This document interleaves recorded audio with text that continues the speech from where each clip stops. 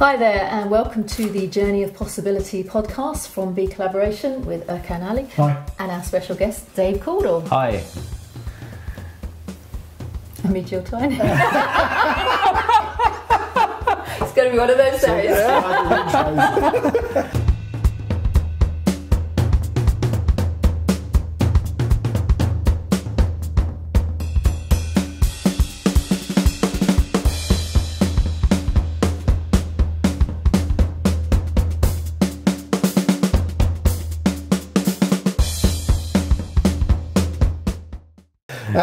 And we're back. Okay, so before I want to jump right in. Oh. I want to know, why haven't we invited you up until now? A year in. We've invited him. What's up with you, man? Why would you avoid this for so long? That's a question for you. Why haven't you invited me? Oh, straight back at you. Love it. Yeah. So why haven't you invited me? It's been an open invitation. That's terrible. I don't know. Idea. But I'm really glad you're here. I am. I think the world of you, and we'll kind of get into that in a minute. But you've been around a while. Including BeColl. Oh, I'm BeColl, yeah. So, Journey Possibility podcast is about our journey, about sharing our philosophies and our ideas and challenging each other in live. We're not scripting. We're not going to pull any punches. Not edited. This is kind of live. This is what you see is what you get. Direct, straight out to our audience. God. Yeah. So, one of the things that's happened in 2017, obviously this is now a new year, chance to wipe the slate clean, start afresh. Yeah. So how's 2018 looking for you so far? There's a possibility. I mean, there's so much possibility out there. I think the work, not just with BeCollaboration, but with everything. The stuff that's happening because of the people I've met in BeCollaboration it's on the verge. It's on the verge of taking off. It's on the verge of making a massive difference. So you're lining everything, the ducks are... Well, ducks in a row, I guess I think there's still a little bit of corralling to do. If I'm honest with you, we might be having a bit of crispy duck at some point. That's a good risk to have. Well, it is. I mean, I think the thing is, it's, the stuff I do with education is... that's where I'm standing up, because I've talked about that stuff for years and years and years. Mm. And in BeCollaboration, I've met people who said, come on then, what are we going to do about it? And actually, we're not out to change the system, but we're going to change, and we are changing what's happening in the system. Mm. And that will make a massive difference. Not just to the... Sorry. So no, not at all, but that's interesting. You say you're not out to change the system, but you're changing things within it as it is. It's because changing the system is, a step too far? Is it kind of that, well, I'm just not committed to that. I don't want to work with, at the moment, with politicians and people who, for want of a better word, bullshit about education, because actually all they're doing is scoring political points. They're invested in keeping it the way. You want to make the difference. And actually, it doesn't matter whether you change the exam systems, you change grade A's to 1s to 9s and all of this, doesn't matter tuppence, because we're still not teaching kids how to be successful and how to manage their own success and how to be responsible for their outcomes. And that's what we're taking into young people at the moment. That's awesome. I'm delivering it directly through Discover the Diamond, which is because I love the delivery. I'm not getting to deliver stuff with the school stuff. But the feedback we're getting, I mean, a 14-year-old girl writing on her feedback, what I learned today was that it's okay to look at the good things about me, not just the bad. Wow. Now, that's what our society and our education system is part of. That society is teaching young people. So, okay, sorry, I'm getting into my passion there. We kind of jumped straight in, but the thing, so for the audience, Dave Cordle or Dave Cordle? Cordle. I know. Yeah. Okay. And what is your current? What is it? Your profession? What is it you're doing? What's the day job? What's the day job? Apart from sort of the education system now. Yeah. What it's about is helping people go to work with a smile on their face and do work they love that supports the lifestyle they love. If you want to put a job title to it, it's career coach. But it's more than that, because it's not just about the job, but it's about them being who they want to be. Which is interesting, because a lot of people who've sat in this seat have been people that are looking at the entrepreneurial journey, or people that got their business and make them more successful. But you're actually taking it from point of view, what's the job that you're employed to do, as opposed to being an entrepreneur and having fun with that and enjoying that. And that's massive. Because I would imagine 80-90% of people out there are like, oh, Christmas is over, back to the grind. And that's how they're feeling. But you teach them how to get a joy out of what they're doing. And a lot of that's about, I talk a lot about mindsets and attitudes for success. And that's actually about, you can choose how you feel. You can choose what you do next.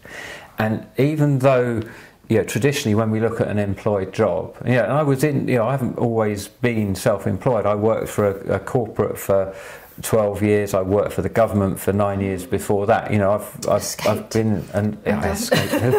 I won't say whether they kicked me out or let me out, but detail. But detail. But here's the thing: the mindset that we have for our society is that you're employed and you do what the employer says. Oh, I know that's a bit traditional, but the way I look at it is it's got to become more of a collaboration. And we talk about the gig economy. That's what keeps the country running, actually. And everyone's harping on about 0 hours and whatever. Actually, the gig economy is going to grow, because the relationship of work is growing, and so people will still be employed. For those watching in, gig economy is... Gig economy is basically, you're not employed. So for example, I do work for corporates as an associate to them, and basically that's a gig economy. It's never been applied 0 hours, but that's what it is. I work when there's work for those people. And you work as an independent, But I work as an independent. And I do my stuff because it's the same stuff that they do, and I do part of the bits that are relevant to them. So I do a lot of work with outplacement, with people going through redundancy, for example.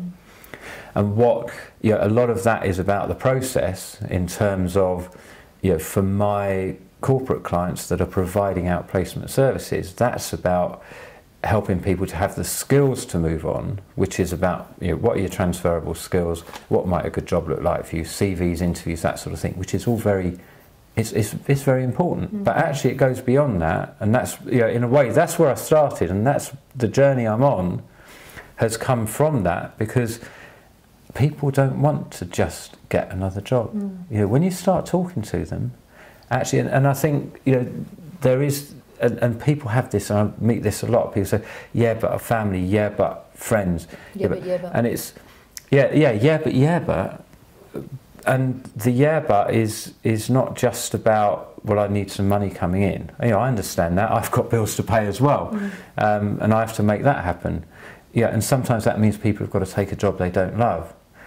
But if that's all they do, what a waste. But they believe that's the way it is. Well, that's the thing. Everybody goes out to work and nobody likes their job, but you have to do it. That's the way the world works. It's that old, our parents' generation of, you go to work, work has got to be hard. I don't know if that's right. My dad used to say, well, that's why I call it work.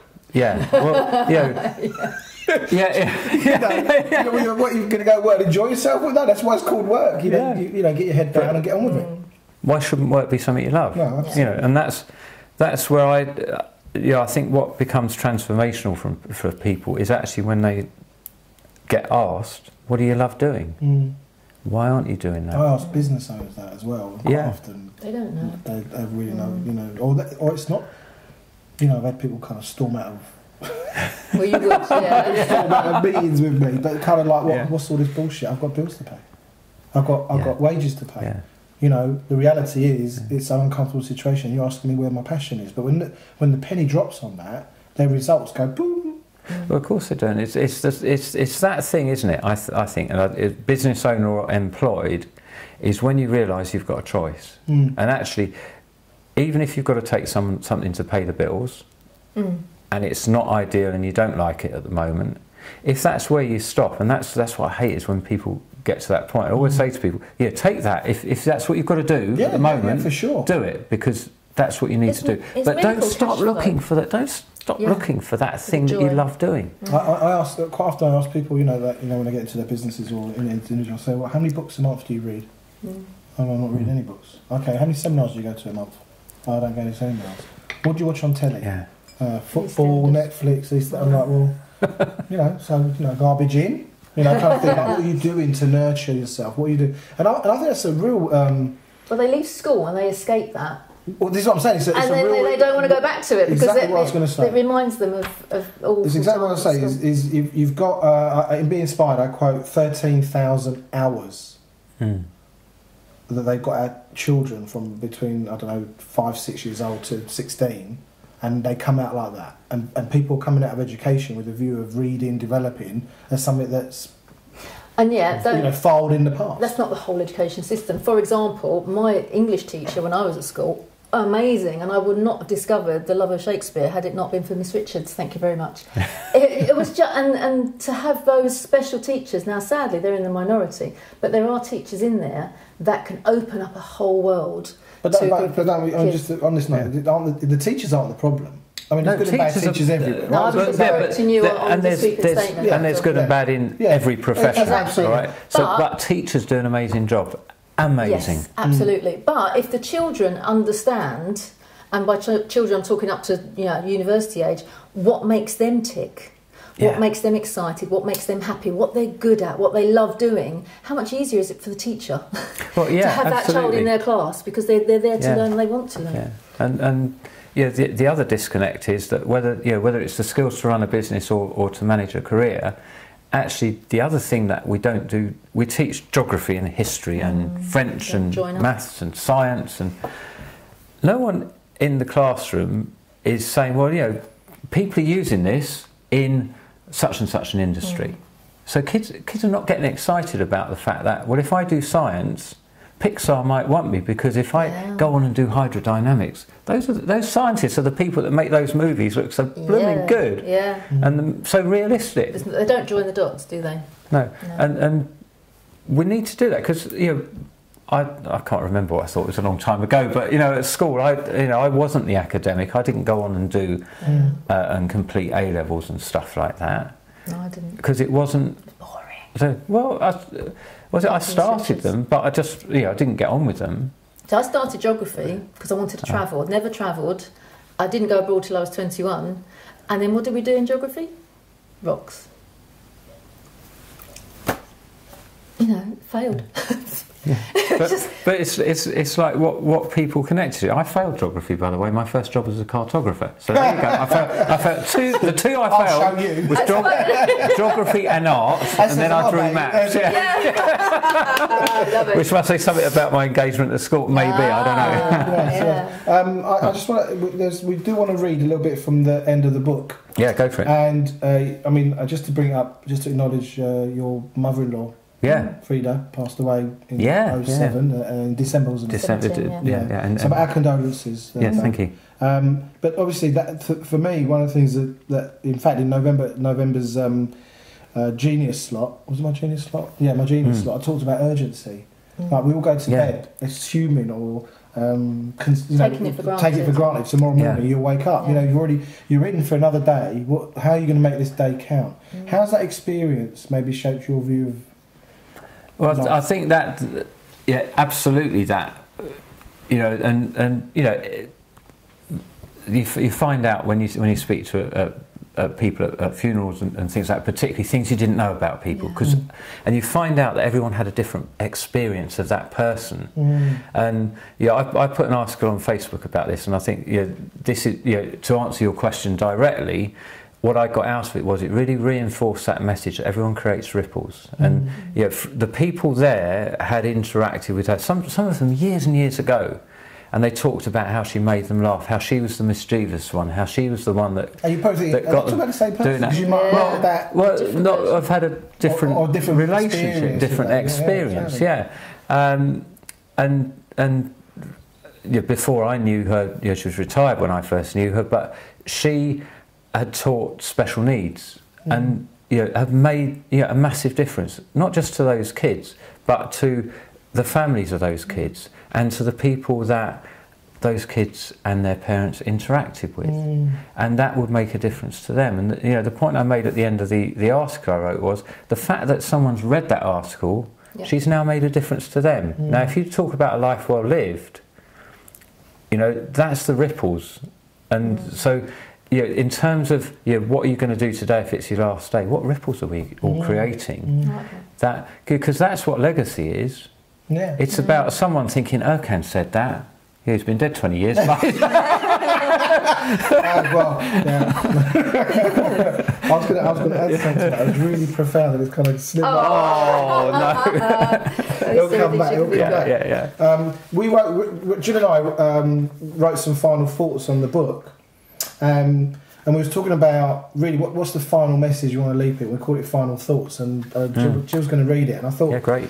We were going to read it at the end, and we thought, no, let's start off with that. And in the context of urgency, and that was it. Yeah, you know, the thing about when you're coming to, you know, we know our life is a finite in this current format, right?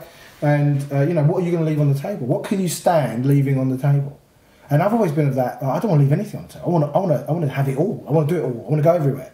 And that has a certain level of responsibility as well, because if you're going to start going everywhere, being everywhere, doing everything, you know, you've got to have the supporting structures. You've got to have the people around. You know, so you can't play high stakes on your own. No. You know, like you can't. I mean, what can you achieve on your own? So there's somewhere along the line you've got to deal with other human beings. You've got to interact with them. But these are our final thoughts for the book. So if you imagine that you've just read through the story of the last 4 years, and this is how we end it at the end, so although it's continuing, obviously, as all journeys are, this has been a journey, our journey. If you were out to make a difference, much of it will resonate with you. One thing that sustains us is being crystal clear on the context or why we are doing this. Knowing that BeCollaboration is not about us, not about money, not about fame, but about creating a catalyst for transformation. It spurs us on to greater adventures every day. So if your dream, ambition or mission or cause is big enough, it will take everything. Be prepared to go where others dare not venture, to be unreasonable with yourself and with others in both words and actions. We found stumbling points, sure, in the resignation and cynicism of others. Sometimes those others are your colleagues, they're your friends, family, or even strangers. Others cannot always see what you see. They will tell you with no uncertainty that it will not work, that they will give you advice and walk on, leaving you walking alone. Going to sleep obsessed, waking up re-energised and passionate again, yet often feeling lonely, dejected and fearful, and at other times elated, excited and infinitely resourceful. Be prepared for the roller coaster. You will learn much about yourself, where you crumble, and at times feeling like you want to retreat into the safety and protection of your good old comfort zone. We say become comfortable with discomfort. Make time your friend. Make failure your feedback loop. Only like this will you take ground. Only like this will others see your determination and dare to venture with you. In our collaboration, both of us have given freely, taken when needed and appreciated wholeheartedly the life force that is the gift of another human spirit. Our story is still relatively early in the grand scale of our aspirations, yet without our vision and determination we might have already given up.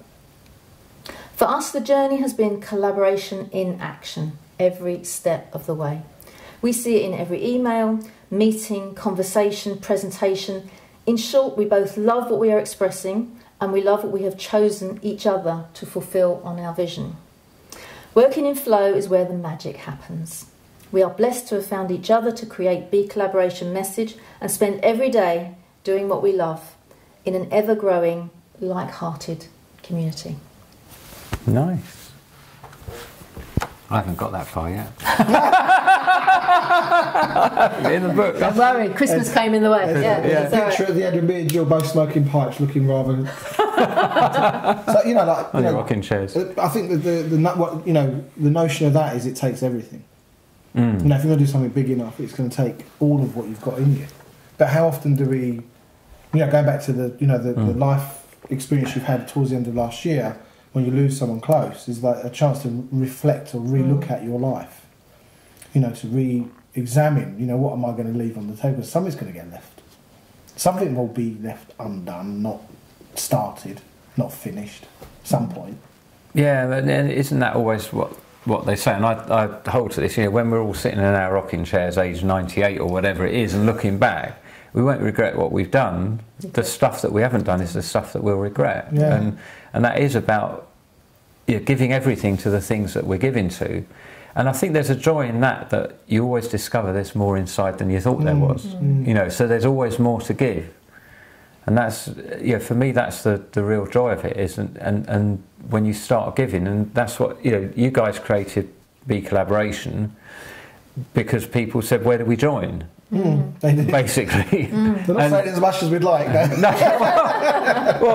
But the thing is, if you talk about leaving a legacy, it's not just about it's affected the groups of people and the people that have been through the doors of BeCollaboration. Yeah. It's affected the people that we all interact with, and the people that have gone out there that still talk fondly about it but aren't engaged at the moment. Yes. Because their journey's going a different way at the moment. Yeah. Or they're caught up in the cycle that society believes is the right way. I haven't got enough time to spend 3 hours a month with other like-minded people. I haven't got enough money to spend to pay. I've got to be spending my money somewhere else. Or there are reasons that they find acceptable for themselves to go, actually, there's not anything in it for me. So if you translate that into any other area of their life, what else are they giving up on and not doing because they feel that it's going to cost too much, or it's going to take too much time, or... Well, hold on. It's never the time or money, right? So that's to me, that's always a red line, right? So that's always a... We know that, right? But the thing is, what if you really got to test your mettle in life? Really, who are you? Well, this man has.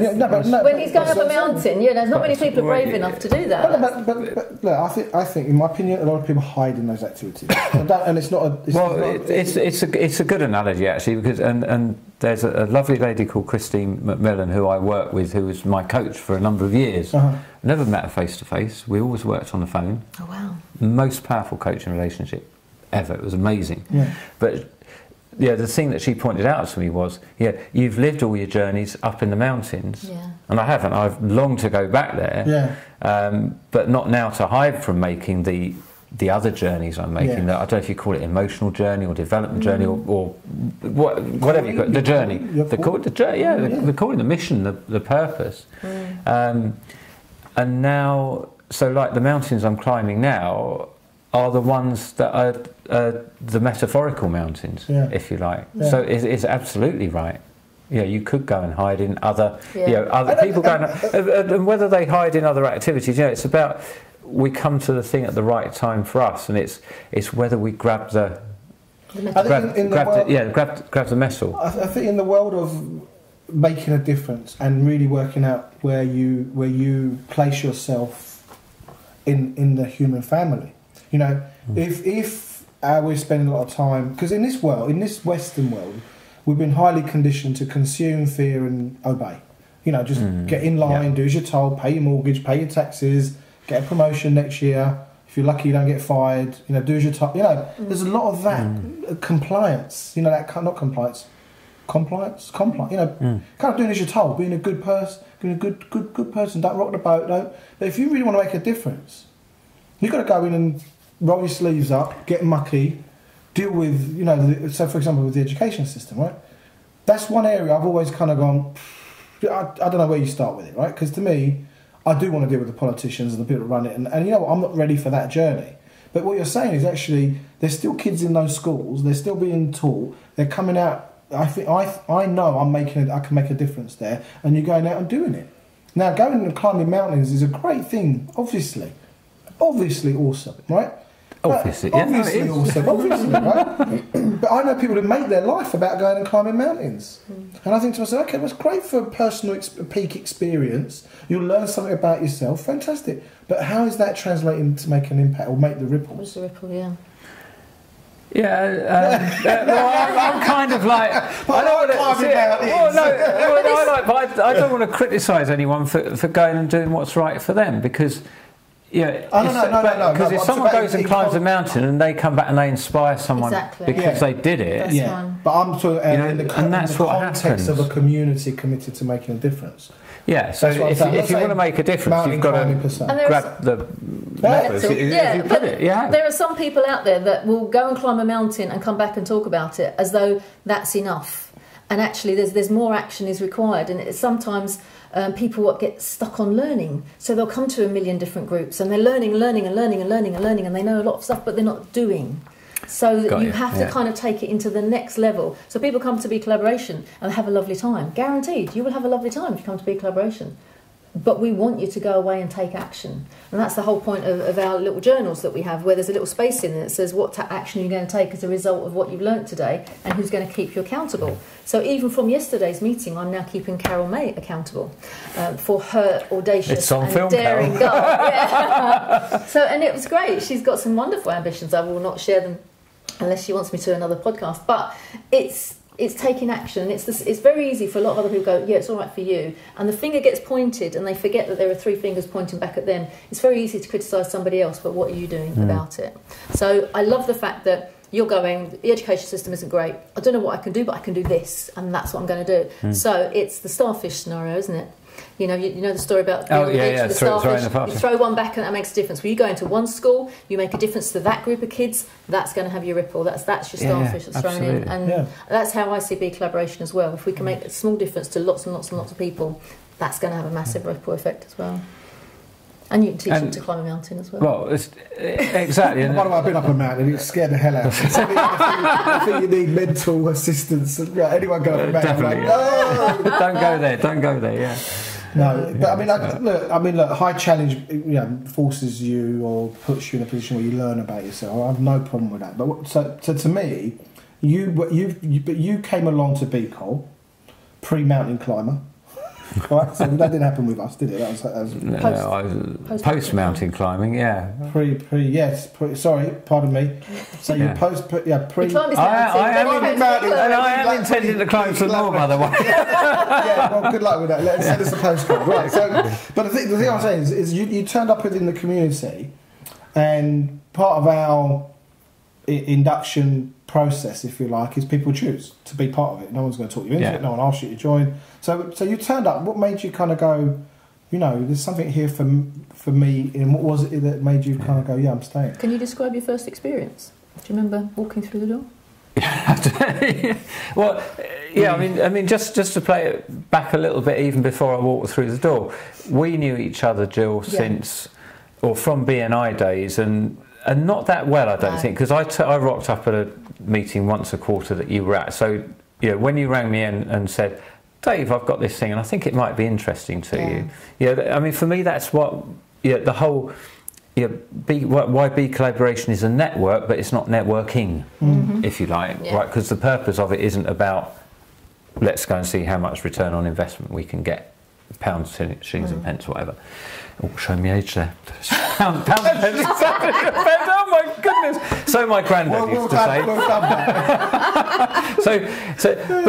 But the thing is, we probably hadn't spoken for over a year. We never were knowing each other that well. But that's how networks work. Yeah. And you said, come along to this thing. It's in Hartford. Hartford? That's what wrong for you. That's what I bought. I need a passport. So and I didn't make it in the December for whatever reason, and I can't remember what it was now. But when I came along in January, plus we don't have meetings in December. There you go. Maybe it was November. Maybe it was November. Yeah.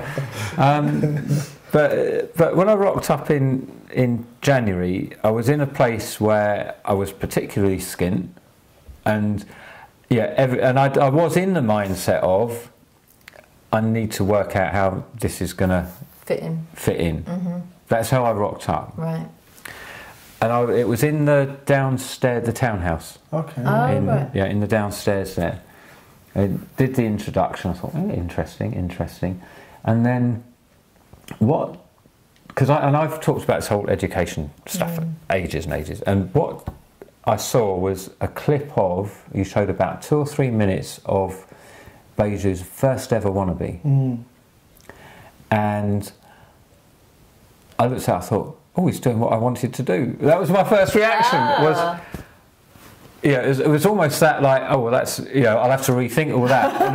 and then I stopped and thought, actually, that's interesting, and that's the sort of thing I want to be doing. And then I started talking to people, and whoever I talked, and I'd seen you speak before. You spoke at some BNI event, down at Brands, I think, at Brands, yeah. So it's like, oh, I recognise it. And then you stayed in the room.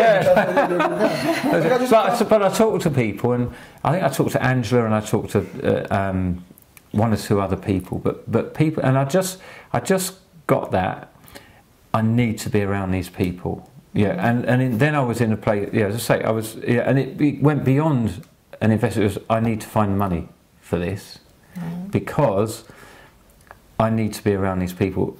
And who am I to be around these people? Do you know that real playing small bit? Yeah. About and it was, I needed to be. Well, for me. Can I pause you for a sec, right? So here you are going about your life. Someone phones you up, and this is invariably people find out about it, and they invite you along. And I think sometimes that I think there's this. Oh, what another thing to go to? Like what are they going to show me that I haven't? Because we've been around, but you turn up and suddenly, throughout the process of the session, the intro and the main meeting, you've seen something that has come up for you, something that's possible that somebody else is doing that you haven't. Yeah, so it's something like something that's done, and it's happened because it happened around a community. It wasn't something that had happened, and Beige was saying, "Hey, look what I've done." Yeah, exactly. This is like, look what I've done. And on the video, you were at the front of the room. Beja obviously was at the front of the room. Other people that were in that room were on the video. So it was obviously it was a different group of people. The energy's different. The conversation was different.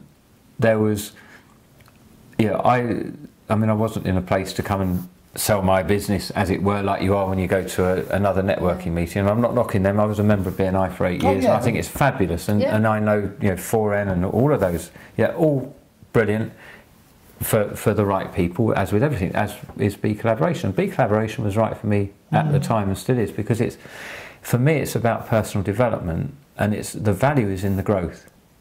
Right. I'm doing things now that I would never in a million years have done. That's the bit I wanted to kind of pin down. Yeah, great. Yeah. So that's the early days. We'll get to the things you're doing now. But but there was something around what I'm hearing is, and I'm putting these words in your mouth, but there was I'm not happy with things just being like this.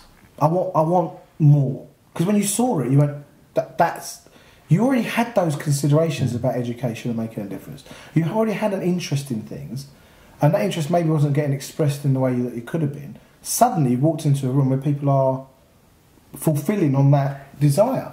Yeah, I think it's that we want to know who you are, not what you do. Yes. It's that, and a space where it's okay to say, this is what I want to do, and people don't go, yeah, that's very nice. People go, well, so what are you doing about it? You know what I mean? It's like, and as I've grown in the community, it's like you get to the point where you're asking that question of yourself. Yes. Almost like that. It's not even a consider. It's almost a reaction, and it's challenging, isn't it? Do you know what I mean? But it's rewarding, and it doesn't allow you the possibility to go, oh well, that's not possible, or that's you start to say, well, how can I do this, or how else can I do this? Because if you're sitting back going, well, I'm not sure, or I don't think so, maybe I won't do it, that's you living a lesser life, isn't it? Or who can help? But now you've got the community, and the culture is, if I say this out loud, someone's going to make me do it. And I'm going to say it out if you notice, I haven't said anything for months. But going back to, you said you've done things that you never would have done before. What would you say some of those things are? Because can I mitigate that for the audience? So imagine like when you say, oh, I now do this, whereas before I didn't do that. And if it's something you're doing regularly, someone could look at that and go, Sam, what's the big deal? I do that all the time. But that's not really the way to listen to this next bit, I would assert. I think a more powerful way would be to say, well, what am I not doing that if I did would make a difference? Absolutely. That's the difference to actually... Because we were talking about December last podcast we did was, you may take for granted me and Gill doing this in front of the camera. No, this has been a whole new skill set for us. It's not something that I feel is my sweet spot. I'm in a... And there'll be people watching this going, and you still haven't watched it. Yeah, me too, usually, when I watch it over. But what I get at is sometimes we can diminish other people's achievements because it's something we can do, or something we go, well, I'd never want to do that anyway. What do I want to do that for? Do you know what I mean? But actually, the achievement is something that I wasn't doing, something that I hadn't done, and now I'm doing things, the breakthrough.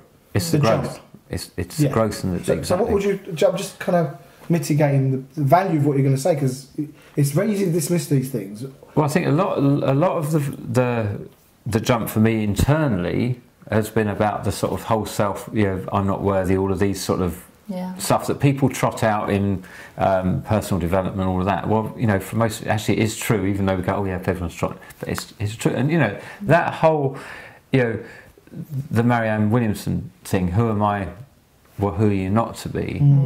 And that's a transformational shift to get to the point where who am I not to be. So in terms of internal journey, that's something I'm doing now continually. It's and saying, well, I can and I will, rather than it'd be nice. And do you know what I mean? So in reality, what does that look like? Does that mean you'll book a meeting with? How does that? In reality, I'm more likely to pick the phone up to someone if we're talking about something. And someone picked me up on this because I was having a conversation with someone not long before Christmas, and we were having a meeting, and we were talking about something. I said, well, let's ring them up and find out. And he said, let's do it now. Yeah, and he said, oh, I would never do that. And I thought, actually, no, nor would I. What am I doing? Brilliant. So a little bit more... Let's just make it happen. Let's just rather than let's see, and my kids watch this. I go, yeah, right, really? Do you know what I mean? I suppose making it happen, being bold enough to go out there and start saying, this is what I believe. Yeah. And the stuff that I put out on social media, I'm not a great social media person now, but I will. I put out something earlier this week about the shameful state of what we're not teaching kids through the education. By the way, that's not a dig at teachers, because teachers do a fabulous job. It's another topic which we've got to finish at some point, so we won't start going down. But it's being able to step up and say, this is who I am, this is what I believe in, and I am going. I'm just going to make a difference. I am making a difference. And you talk about stepping into your genius, and I suppose that's what it is. It's going out and saying, okay, so I'm going to do that. But there's interesting, because I know in my own personal journey, I guess Gill can speak for herself. You didn't get a word in, of course. Well, the other thing with social media and video, you're on the record.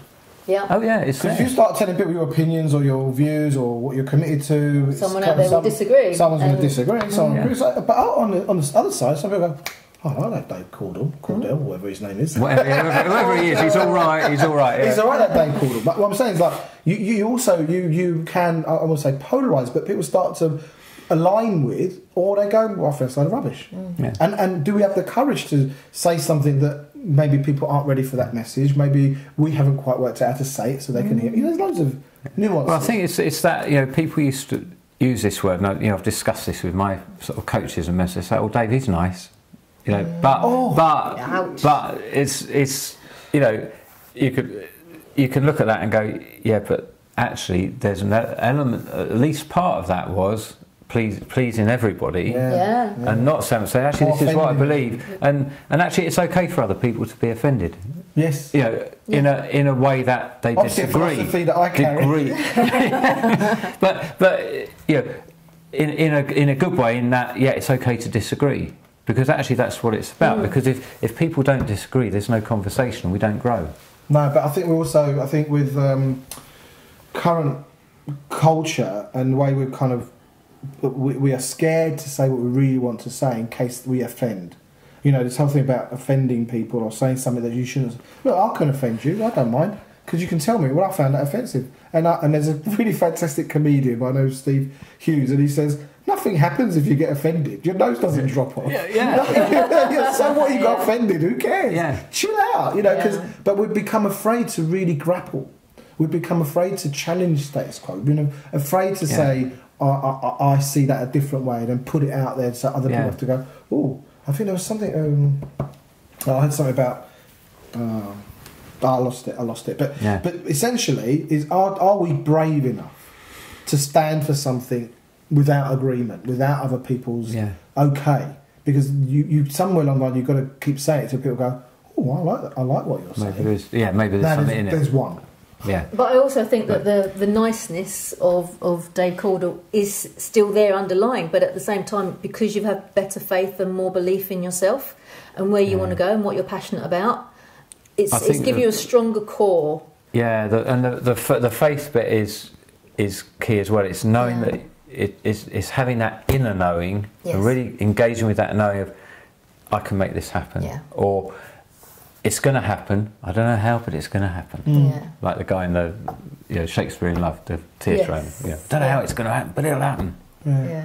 Blind faith that it will happen, and having.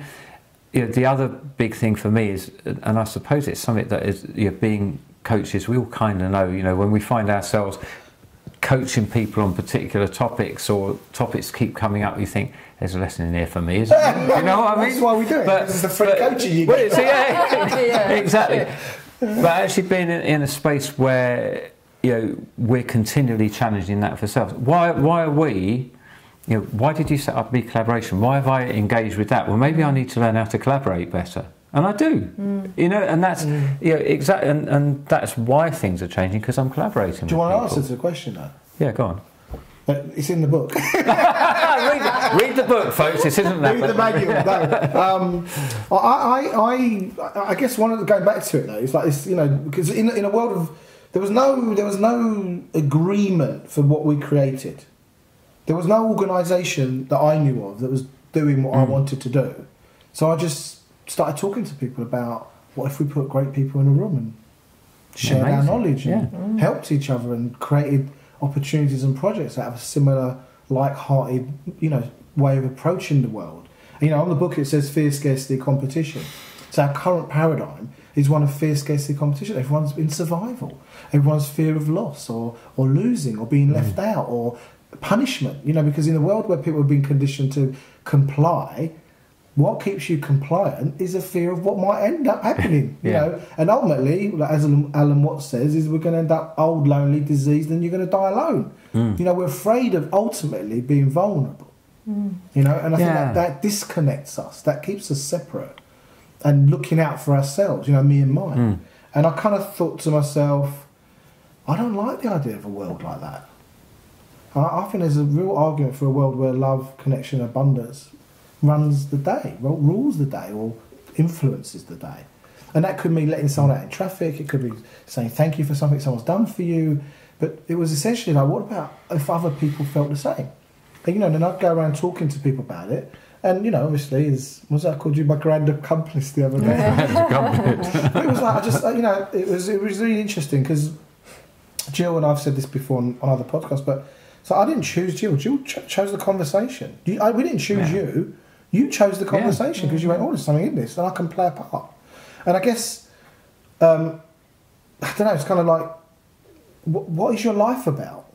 My life, for me anyway, it wasn't about going up mountains, and it's not like I didn't go up mountains. And it's not I didn't want to go on track days or go on holidays and adventures, and I've done many of those things, and they're all great. Bank it. But it's kind of like I started thinking to myself, what is my life about? What am I going to leave? Legacy. Yeah. And what is when am I really happy? Because I think in a world where we've been conditioned to consume and want more and never have enough, and bigger house, another car, another holiday, another jumper, another whatever, there's no fulfilment in that. And I kind of worked that out quite early on. But there's fulfilment when I see someone like you turn up in our community, taking on what you've taken on, telling us that you've gone off and done this and this, and you've contributed to people within the community. I'm like, we're getting the job done. We're getting the job done. It's like we've done it to you, but we're getting the job done.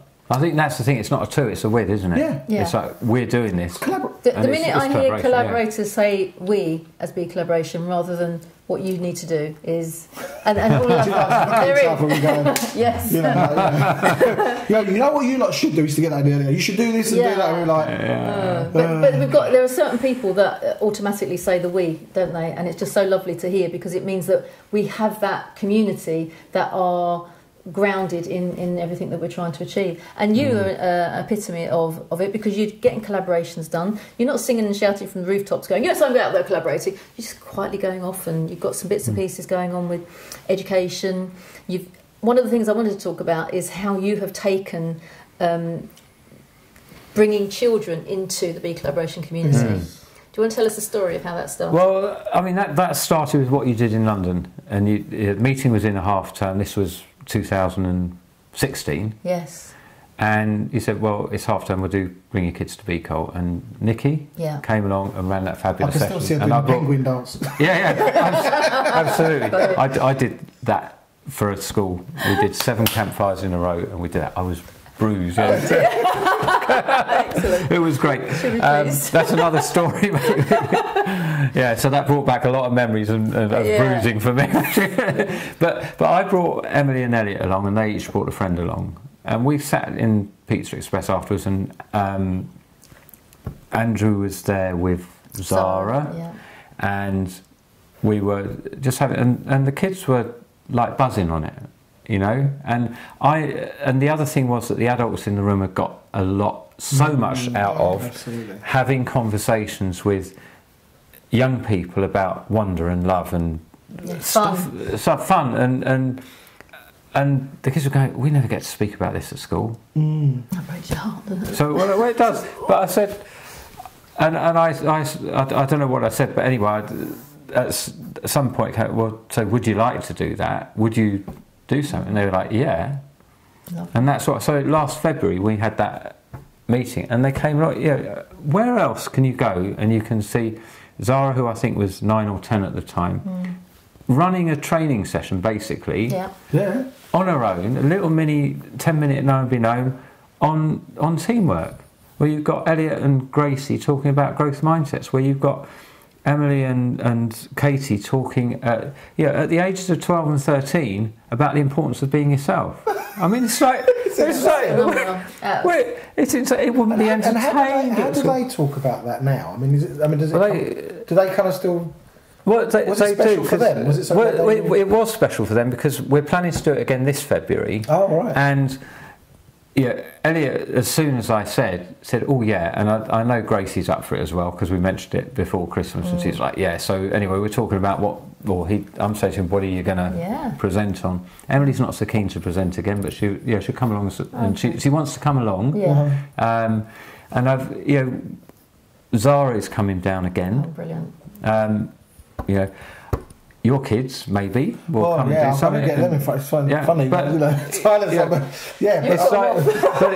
it's an element of I want to push them in front of, but I don't want to push because it's like they've got to choose it. If they want to choose it, absolutely, we'll support them. And Emily might co-present with someone, Sorry, Dave. I mean, on that note, I'm just trying to pull in my mind where outside of schooling. Where do children get a chance to engage with adults in that way? Is this something quite unusual? Or is it? Well, they don't. That's the thing. It's different. And everyone that was at that meeting in February, all the adults, and there were some that someone I invited turned up and said, Dave, there's kids in the room. I might catch something. Oh my God, I'll get pest control in. But the thing was, this wasn't about kids come and see what Dad's doing. No. This was come along and engage and run some of it. Yeah. And even that person said that was transformational. And it was, and what was transformational was that we learnt more from them than they learnt from us. Goodness, amazing. Yeah. Because we've forgotten now. Yeah. We've forgotten. And they're there and they're honest. And to say that someone's not old enough. Yeah, and we do that, don't we? Kids say, "Oh, when you're older, if you're ready, why not now?" Yeah. Yeah, why not now? And that's what I'm. Why the hell not now? Yeah. Because with young people engaging with that, and I've run a couple of pilots of this Discover the Diamond program, and the young people in that, I hope, will come along to the meeting. Some of them might want to present. I mean, they've never seen a BeCollaboration meeting, so it's a bit of a tall order to ask them, but they might want to do that. Because I think we play down how powerful young people are, and it's because we've got the factory system of, you start here, go to nursery, go to primary school, go to senior school, go to college, whatever, go to work or run a business, die. It's like, yeah, great, okay, that's quite a jump. Good, that's it, wasn't it? All right. I like the last bit. All right, retire, 30 years. But retire, yeah, it's all right. So travel the world, do whatever, this, but we don't empower people, and that's my whole thing is, with adults as well as with kids, but particularly with young people, what if we gave them the skills and the confidence to say, this is what success looks like for me right now, and I've got the skills to go and get it, and the confidence to say that, and not listen to you saying, sorry, not you particularly, Jill, but the teacher, the parent, the friend who's saying, oh, you can't do that. People like you don't do that. No, that's what I want to do. And to be able to then redefine themselves throughout their lives, because they will have to, more than we ever did. I was delighted. I went to a talk at a high school recently, and the new head teacher was standing up saying, well, we don't know what jobs these kids are going to do because most of them haven't been invented yet. I thought, great, at least he knows that. But why then aren't we teaching people how to navigate that world? Well, I think it's like turning the tanker as well. It's like the job market's shifted hugely. It's going to, like a lot of the jobs that are around now won't be around.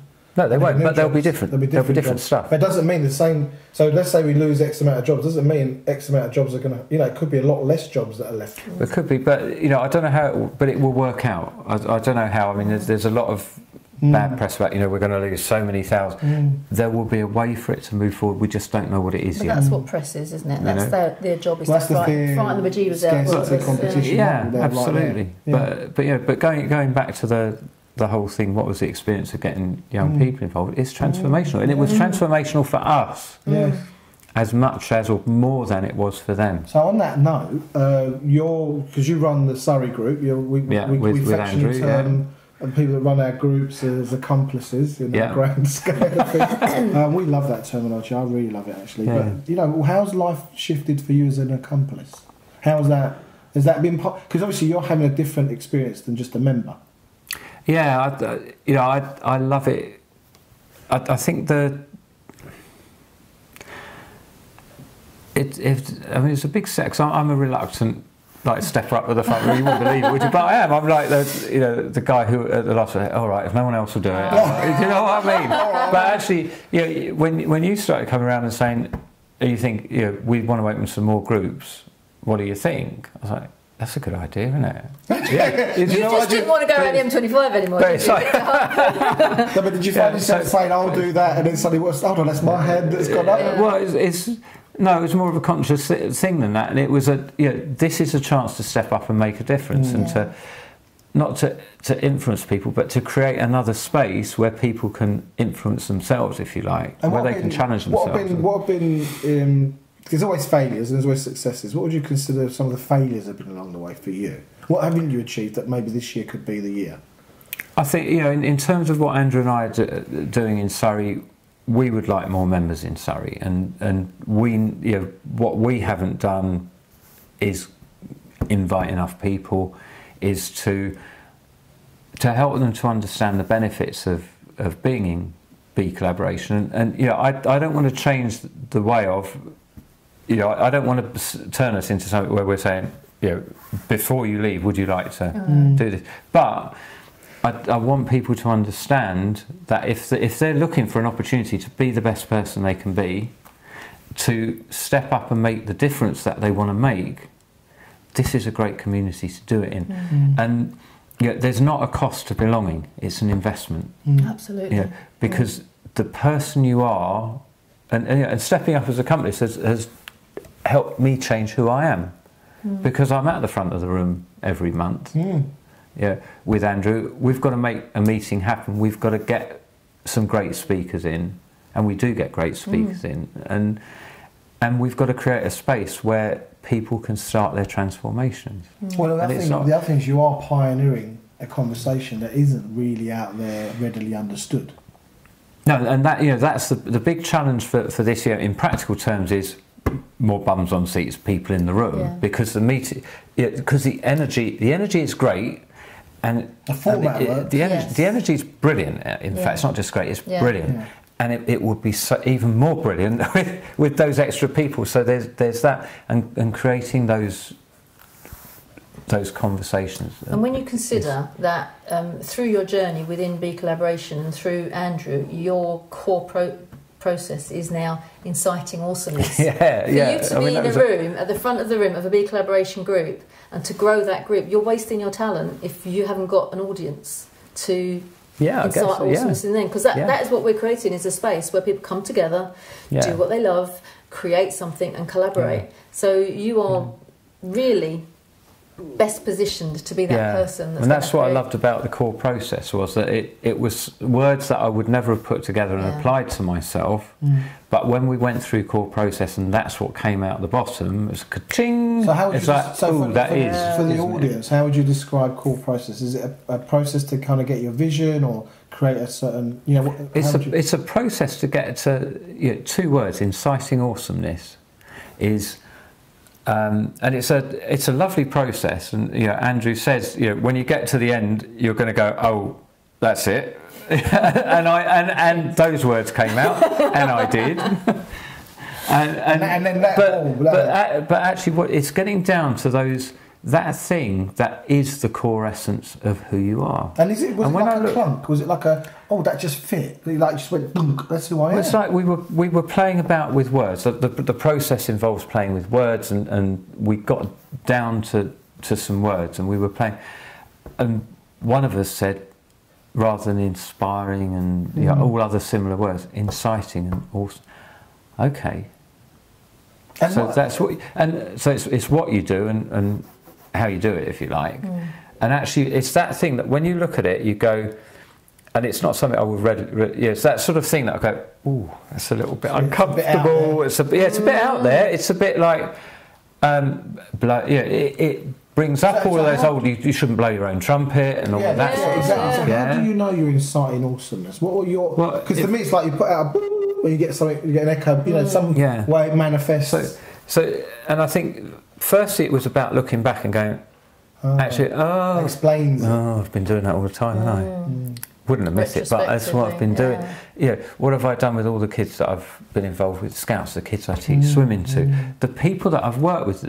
I've worked with people across all sorts of different industries, literally from the shop floor to the boardroom. But what have I been doing when I've been working with them? And the difference I've been. Is it a bit like like a Columbo episode? Columbo starts to explain the murder, and what he's done is he's linked everything up to why it's you. It is. Because you kind of linked up. Oh God, I've been. And it kind of you go back. I remember when I did that, and that's like, and it's kind of I've been. It's been the same. The clues are there all the time, and then all that's happened. Well, during the process, you've actually. You've connected all the dots up. It's right, and it's almost like you connect the dots retrospectively, because and you go, oh, that must be it, because it actually fits with every single situation. And the thing is, once you've got it, it's like a compass in a way, because you can wake up in the morning and go, how am I going to incite awesomeness today? So if or how am I going to? He applies the noun to it. How am I going to be an inciting awesomeness today? And that's quite a challenge. But this is the question I've got for you. If you hadn't been part of this community, you may never have got that. I wouldn't have got a core process. No, but you wouldn't have got inciting awesomeness. I'm not saying it might not have happened another way, but it happened that way. I think the thing is, it's been there, but I wouldn't have recognised it in the way that I've recognised it, that's the point and in a way that it's going to make it makes a huge difference to me, but it makes a huge impact on the people that I'm interacting with. Sure. And interestingly, as well, when we had Andrew here before Christmas, and he was talking about his experience of BeCollaboration, he spoke about the very first person he met. Right, okay. Yeah, you nearly blew it. Because I met Dave Cordle, I nearly left, didn't I? And he said how lovely it was to be welcomed by someone and to be looked after. Okay. And ironically, the journey you've ended up being on is as accomplices together looking after the Surrey group. And he's given you your core process. If anyone else wants to find out what their core process is, by the way, it's joyfulgenius.co.uk. But I think it's nice that the universe has thrown you two together, for want of a better expression. Yeah, I would agree with that. And you've Morecambe and Wise, did you say? Morecambe and Wise, yeah, I you've got to do the dance. yeah. But I think it's, you know, whether you believe in law of attraction or coincidence or whatever your, you know, how it's come about, you two are quite a unique pairing because you've both got very similar energy. And I think that's what makes the Surrey meeting so special, is because, as you say, Andrew's an incredibly intelligent man. He's got all those things that he brings to the table. I do say that, Andrew. Unquote. Yeah. Thanks, and you pay me later, Andrew. It's fine. And obviously your experiences and the take on the education as well that you bring to the meetings at Surrey. We've had head teachers there, we've had governors there, but everyone walks away going, wow, that was a brilliant meeting. And the space that you hold is incredible. And I think the fact that you two do it together, it's not like sort of Erkan and I, where he's worried about the camera and I'm standing at the front of the room. The two of you do it as a real double act, and I think that's got a real impact on the people. I do worry about other things as well as the camera. Yeah. I think the thing is we're all educators because we're all educating each other. Yeah. And we're challenging each other to grow, and that's what happens in, you know, not just our meeting, but in Hertford and London and Essex. Is that the room is full of people who are there to grow, there to be better, there to be more of a difference, there to do their thing in the world. I love the form. I mean, just for our audiences, I love the format of the meetings. It's everybody's giving something for everyone else, and by, you know, like we use the metaphor of the picnic. You know, it's like we're self-educating and we take the bits that we want to take and we leave what we don't want to, or we're not ready for, or whatever, right? Yeah. But the thing is, it's not like you've registered to do a course and it's being delivered and administered, and then you're in the course and you take what you got and you go. It's you're engaging with people's genius or their flow or what they're contributing, and people are. It's kind of like we're having our own party and everyone's invited and everyone's got something to, you know, bring a bottle. You know, it's like bring your best stuff. Yeah. And we talk about challenging. We get challenged as well, don't we? Different people have knocked on out, you know, wait, what about you? When are you going to do that? Oh, okay. So it's no holds barred, because if someone thinks they have permission to say, actually, I think you could do better if you did this, we can listen, we can hear it. We've got a space to... Everyone, as we will say with Angela's quote, has got an opportunity to be the best me that they can be. And that's what I love. But I do want to just acknowledge you for the wonderful space that you do hold in Surrey. I think more and more people need to go, because it's just such a great place to be. And I had something really it's gone. It's gone. Sorry, it always comes back. It was just around that. You know, it was about the way that we listen, and you know what's really different is that, you know, at the start of every meeting we stop and we take a moment and say, well, how am I engaging with this meeting today? How am I listening? What filters do I need to leave outside so that I can view this, even if it's stuff I've heard before, so I can view it and go, okay, that's a different way of looking at it, or how can I use that? And that's why our know and be knowns are so powerful, because it's not someone telling you this is how you can buy my product or service. It's someone saying this is who I am, and it might be or might not be about what they do professionally, but also here's some stuff I know and I've been thinking about, take it away and use it. That's what I love. And we also, you know, through the Genius slot, we create a space where people can come to the front of the room and say, right, okay, this is what I've been exploring, and let's explore it some more together. And I'm not saying I'm the expert, but this is what I've found out. What do you think? And how can we add to it? That's powerful. And that's what's different. That's why that's you know, for me, that's what this BeCollaboration is all about, and that's why it makes a difference, not just in the meetings to the people in the meetings, because it does, but it makes them better people in terms of how they want to be better outside of the meeting. It's not we're saying, well, you'll be better if you do it like this. No. It's about how can you be that best person you can be, and it's who do you want to be in the world, and come be that through this community. And finding out. Yeah, finding out, discovering. Yeah. So I've got a question for you. Your last Genius slot, how long ago was it? What was it? Do you remember it? When was the last time? My last Genius slot was... Wow, that was in Surrey, wasn't it? It was in Surrey, and it was about the physiology of success. based on mostly on the Amy Cuddy TED Talk. But just exploring that whole thing, we talk about mindsets, and I talk a lot about with people about mindsets and attitudes, because it's the thing that makes the biggest difference. It's how we think about things and the questions we ask ourselves. But actually, the fact that we can change our physiology, and you were describing earlier about how Andrew did something in Essex yesterday with that, and I use a thing called Psych K, which is a muscle testing thing, but to test beliefs. Yes. Yeah, and what are our beliefs, and it's this whole physiology thing. By changing by sitting up, you feel more confident. Indeed. You know, what does someone look like if they're at their desk and they've got a problem? They're like, this is what they're sitting like, and changing physiology. Go and walk around. Wasn't it Henry Ford? What do you do when you've got a problem? Go and take a walk around the yard. Yeah. So that was what. Yeah, and that was because other people brought in what they knew about it. The exciting thing about a genius is you're putting something out that can be challenged, can be agreed with. You're not even saying this is what I believe. I'm just like exploring. It's a little bit nervous, it's a bit edgy, isn't it? It's edgy. It's edgy. Yeah. There's an edgy. I like that. I like an edgy, provocative.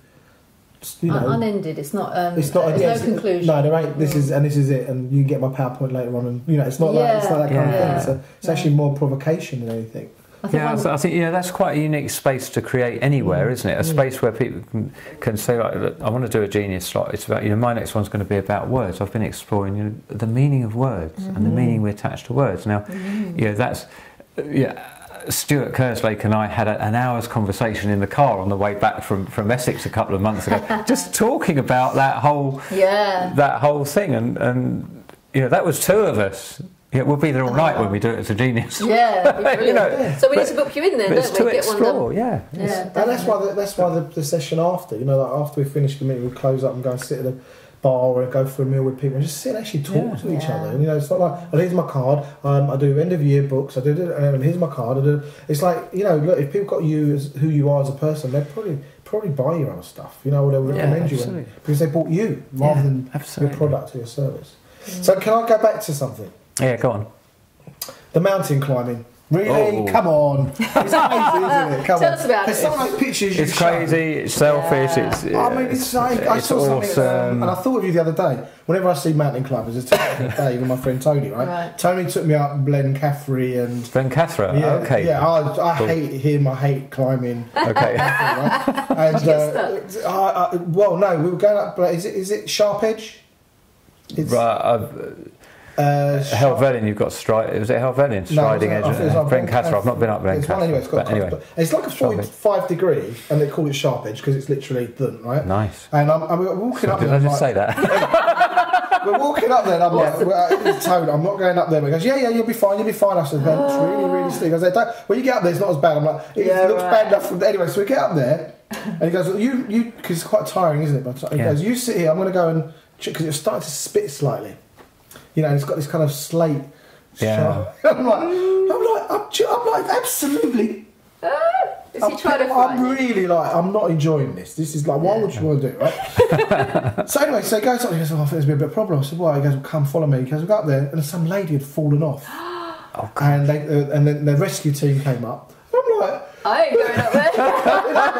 and then I'm like, he goes, this doesn't normally happen. It's very rarely said. I'm like, oh, okay. And we're standing, you stand on these little edges like about 10 inches with a, all the way down. Like if you slept up, you'd be probably dead, right? Yeah. And people are walking along these things, right? And I'm like, can we go down there? He goes, no, let's see what happens. And they've got in my mind, I can see the little blanket they have, like the chrome blankets, and what do they call them, the safety blanket. Then they come up with blankets, with what they call it when they put stretcher. Yeah. Right, and I'm like, this is not good. Anyway, long story short, they couldn't get her down, so they had to call a helicopter. Right. They were standing on the side of this. He goes, stay, let's watch. I'm like, no, let's go back down. And the helicopter came, awesome, and basically picked her up and took her down. I said, can we go down now? I don't want to do this anymore. No. I'm like, no. That was my first experience. How long ago was that? About 8 years ago. Wow. So when are we going, Erkan?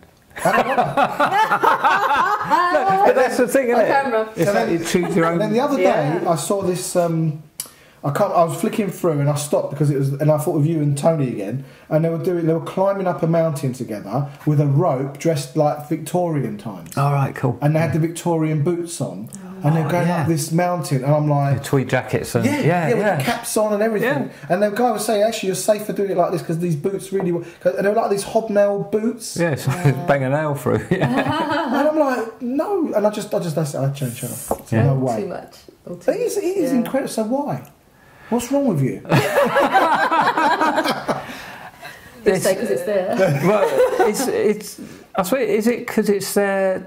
I suppose in a way it is, but for me it's about the journey. It's always about the journey, and I have been. A lot of the expeditions I've been on have involved climbing a particular mountain, but a lot of them have been journeys.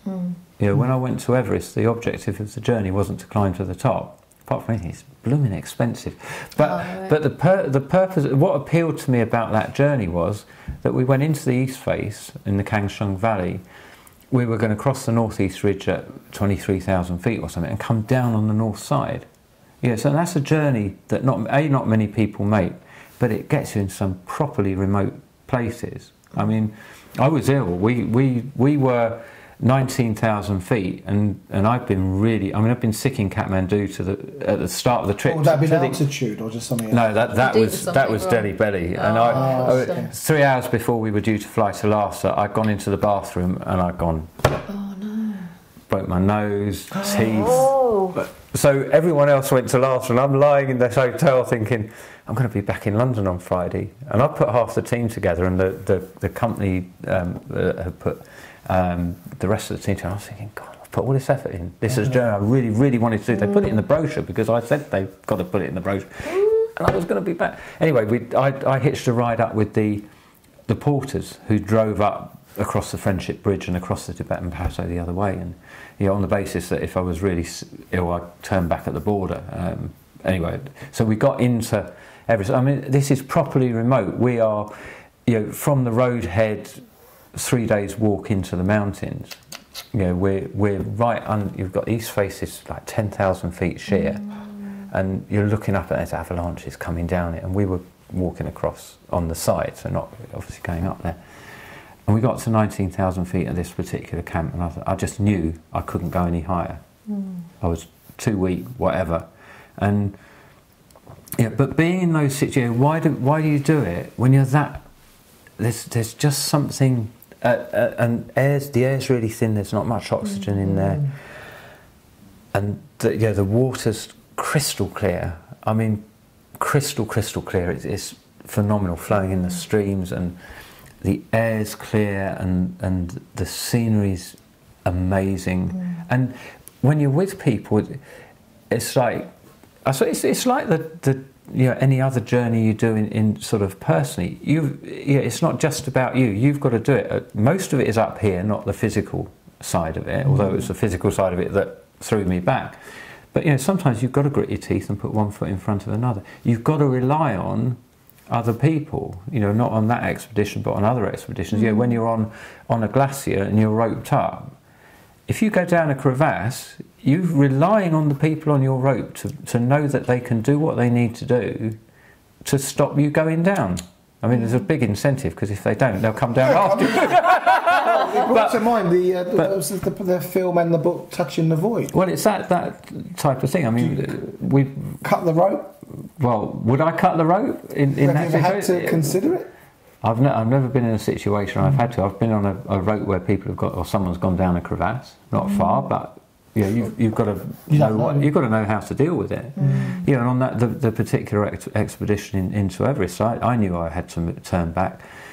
Don, who is a chap I met on a previous expedition, a now retired Catholic priest from Ireland, turned back, and we had 3 days to get back to the roadhead before the vehicles left, and if we were back late, they were gone. We would be at least a week before they came back, because they would be round the other side of the mountain picking up the people that had gone right the way across the top. So they'd stay there that long in case someone did turn back. So, and Don still says to me today when we meet, which we do at least once a year, he says either of us could have been walking out with the other guy's lecky poles, because he dropped dead. And it was when you look back, it was a serious situation. You know, when you talk about expert navigation skills, you know how we navigated out of that? Because there's not very good maps there. We followed the yak dung because we knew that that was the trading route. Because we'd come in and buy it by a different way. So we followed the yak dung because that was the trading route, and we got out and. But it's I think it's challenging yourself. It's putting yourself beyond your comfort zone, and that's maybe that's I use this analogy a lot, and I've used it at BeCollaboration in my Know and Be Knows. But that's the thing with the mountains; it gives you perspective as well. Because when you it doesn't have to be on Everest. It could be on Snowdon, or it could be on the top of Epsom Downs where I live. And you look down, and you're looking right across London. And there's 6 million people down there. Yeah, but you're on a hill just outside. It's like there puts a perspective on that, and what's it all about? Yeah. And actually, what difference am I going to make? And who am I? It gives you the smallness, of perspective. Yeah. But it also gives you the largeness of perspective. Of what I'm doing could make a difference to all of those people down there. And that's a responsibility, isn't it? Absolutely. Isn't that what we're all doing? We're saying what we're doing could make a difference, is making a difference to people, to real people, and to lots of them. So on the one hand, as a very small person, you think, on my own, what difference can I make? And you feel insignificant, and you feel impotent, and then you can't do anything. But when you know that there's a group of people that, well, together, we can and we should and we will. Have some impact to make a difference. I think the other thing about mountains is, everyone talks about climbing such as this mountain, Everest or Aconcagua or whatever these mountains are. Kilimanjaro. I can't name any of those like really big ones, but I've been on Huascarán, which is 22,000 feet tall, and that's pretty tall, and it's. And did you summit that? Yeah, we summited 22,209 feet. Did you have a fear of heights? No, but I did do my first ice climb on that mountain at about 21,000 feet, and it wasn't a pitch much taller than maybe twice the height of this wall, but we needed to do it to get onto the upper slopes of the mountain, and it kind of focuses you when you know that if you drop off, there's 3,000 feet pretty much sheared out there, and it's a... Okay. Don't look down. But it's about enjoying the journey. That's the thing, is because it's that whole be do have thing, rather than the have. I want to have. That is the analogy, because you can say, well, the expedition's been successful if we reach the top. And I've come back before from expeditions, and I can remember one particular friend saying, "So you failed?" Oh, and like, ouch. No, I didn't get to the top on that occasion. Sometimes it's just.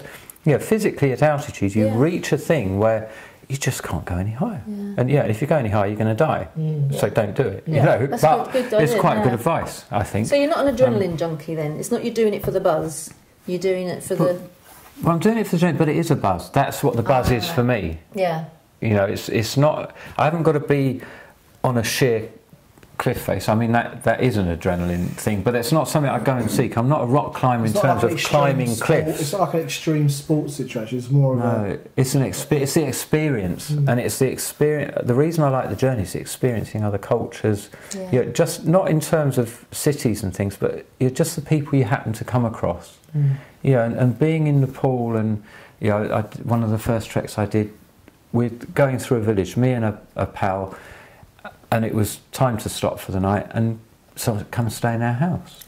And we stayed in people's houses. We stayed in whose houses were a big square wooden room, and they put the shutters on at night. And there's a fire in the corner that's a cooking fire, and there's a bed here and a bed there.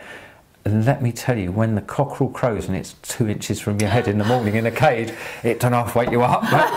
But this is that. It's like. My experience would be all of those people that we met in Nepal were unimaginably happy that we met, and contented. And you'd see little kids that were walking across a mountain to go to school, for God's sake. And we're struggling up with our backpack. And they're happy, smiley faces. And it just makes you think, why aren't we enjoying the journey? Wow. And that's what we've chosen to do, is to say, well, let's enjoy the journey. I'm with you now. Let's go up a mountain. No, I'm not. Oh God, I was going to shake you on that. Almost. Yeah, I know. Let it quit. Yeah. So that's fantastic, Dave Cordle. And it's been wonderful having you join us today. I've enjoyed it. You'd like to add, because we're coming. How long have you got? No, let's stop there because we could go. It's a nice place to stop. If anyone wants to get in touch with you, how can they get in touch with you? Carrier pigeons. Carrier pigeons. Yeah. Turn up on the doorstep. Find me up a mountain somewhere. Other than that, www.davecordle.co.uk. And we'll put all your details below. Or Dave at. Okay. Call me. We'll put the numbers on. Yeah, we'll put all the details. So find you there. Find me. Google me. Google me. No, I mean that's yeah, because that's conceited it. These days, But, can you? Exactly. Yeah. I mean, unless you choose to be hidden, right. no, I'll come up if you Google me. Cordle, just in case you got confused. And also, Dave runs the Surrey meeting. So again, if you come to Surrey website, what's the date for the next one? Next is the 18th of Jan, and then the 15th of Feb.